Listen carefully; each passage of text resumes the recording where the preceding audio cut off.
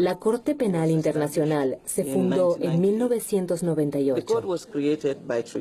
Su norma fundacional es el denominado Estatuto de Roma.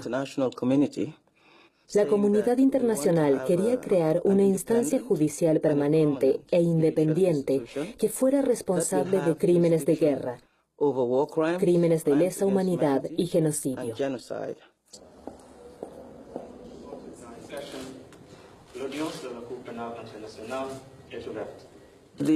El motivo de la existencia de la Corte Penal Internacional son las víctimas. Merecen que se realice un procesamiento penal, merecen justicia. Si no existiera la Corte Penal Internacional, no habría justicia para ellos.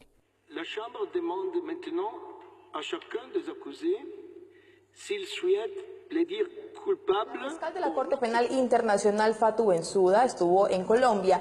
Aquí se reunió con el presidente Juan Manuel Santos y altos funcionarios, entre ellos el fiscal general de la Nación, Néstor Humberto Martínez. Un serio llamado le hizo Bensouda al jefe del ente investigador.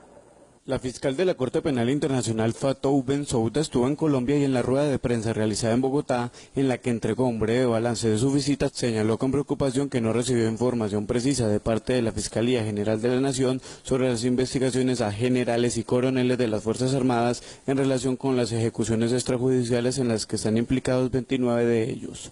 Nosotros hemos hecho solicitudes de información al fiscal general, que aún no se nos ha proporcionado toda esa información que hemos pedido, pero que obviamente estaremos basando el concepto de esta corte en la información que recibamos. Lo expresado por Bensouda es muy grave, más si se considera, como lo señala el abogado Elmer Montaña, que uno de los objetivos de la fiscal de la Corte Penal Internacional era indagar sobre las investigaciones de las ejecuciones extrajudiciales o falsos positivos.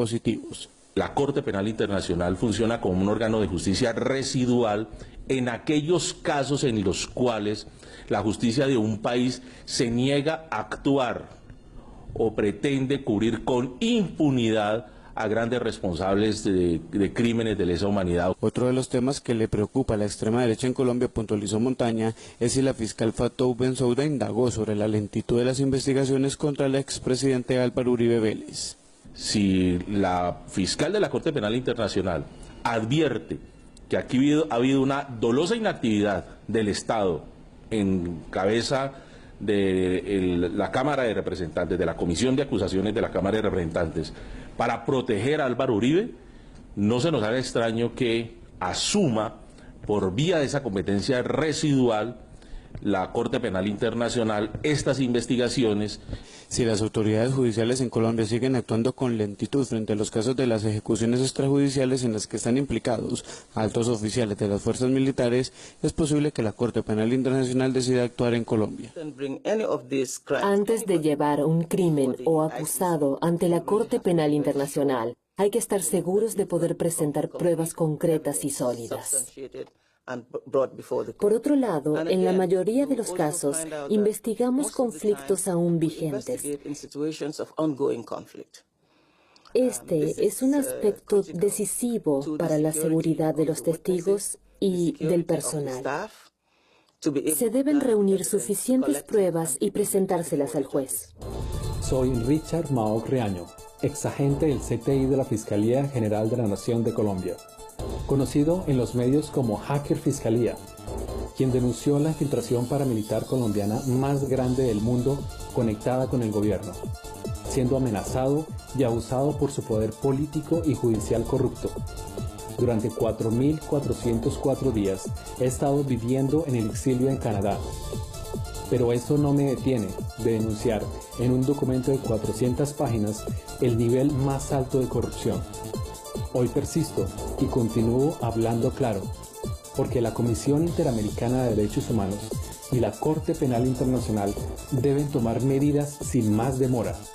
255 empleados públicos teniendo vínculos con 131 miembros de los grupos paramilitares como resultado de un cruce técnico de información de 326.000 registros. El expresidente colombiano Álvaro Uribe Vélez y el exfiscal general Luis Camilo Sorizaza aún no están en prisión. De hecho, Uribe hoy es senador. Así que, ¿dónde está la justicia?